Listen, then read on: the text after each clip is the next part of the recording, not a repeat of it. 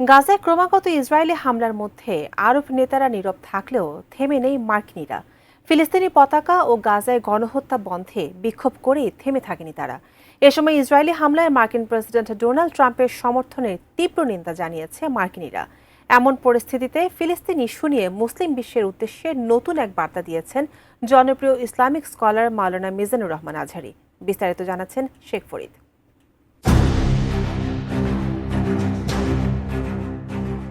ফিলিস্তিন ইস্যুতে এখন বিশ্ব মুসলিমদের কি করা উচিত তা নিয়ে কথা বলেছেন জনপ্রিয় ইসলামিক স্কলার মাওলানা মিজানুর রহমান আজহারী।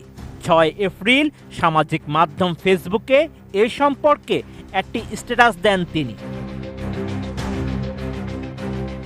ফেসবুকে আজহারী লিখেন, গত কয়েকদিনের ছবি এবং ভিডিও ক্লিপসগুলো দেখার পর এক অসহনীয় কষ্টকর সময় পার করছি। এর মাঝেও আমাদের করণীয় নিয়ে চিন্তার প্রয়োজন, আত্মসমালোচনার প্রয়োজন। গোটা বিশ্ব জুড়ে উম্মাহ আজ অনেক সমস্যায় নিমজ্জিত, যার অন্যতম কারণ জাতি হিসেবে আমাদের নিজেদের পরিচয় ভুলে যাওয়া।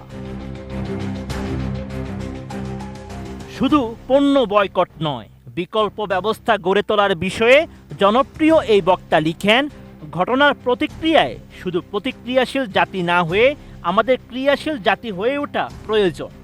এর মাঝেই আমাদের মুক্তির পথ নিহিত। আমরা শুধু তাদের ব্র্যান্ডগুলো বয়কট করতে জানি, কিন্তু আমাদের নিজেদের মানসম্মত কোনো ব্র্যান্ড নেই। জ্ঞান বিজ্ঞানে উৎকর্ষতার জন্য যে ডেডিকেশন দরকার তা আমরা করতে জানি না। সব মশার বিরুদ্ধে সুরক্ষা দিতে এলো বসুন্ধরা এক্সট্রিম অ্যারোসল, মশার বিরুদ্ধে এক্সট্রিম সুরক্ষা।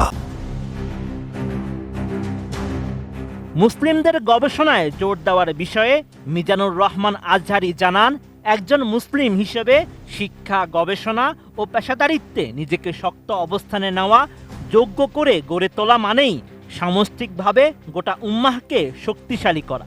এজন্যই রাসূল সাল্লাল্লাহু আলাইহি ওয়াসাল্লাম বলেছেন, দুর্বল মুমিন অপেক্ষা সবল মুমিন শ্রেষ্ঠ এবং আল্লাহর কাছে বেশি প্রিয়।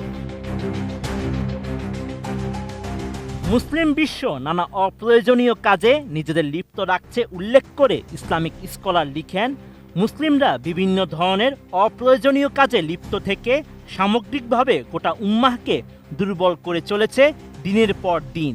এভাবে চলতে থাকলে উম্মাহর সংকটময় মুহূর্তেও এই বিশাল জনসংখ্যা গুরুত্বপূর্ণ কোনো কাজে আসবে না, ঠিক যেমনটি এখন কোনো কাজে আসছে না। সবশেষে আবু দাউদের 4299 নম্বর হাদিস উল্লেখ করে আজহারী লিখেন, আল্লাহর রাসূল সাল্লাল্লাহু আলাইহি ওয়াসাল্লাম জানিয়েছেন, অনতি দূরে সকল বিজাতি তোমাদের বিরুদ্ধে ঐক্যবদ্ধ হবে, যেমন ভোজনকারীরা ভোজপাত্রের উপর একত্রিত হয়। এ সময় একজন বলল, আমরা কি তখন সংখ্যায় কম থাকব হে আল্লাহর রাসূল? তিনি বললেন, বরং তখন তোমরা সংখ্যায় অনেক থাকবে, কিন্তু তোমরা হবে তরঙ্গতাড়িত আবর্জনার ন্যায় বা শক্তিহীন ও মূল্যহীন। Sheikh Farid, ATN news.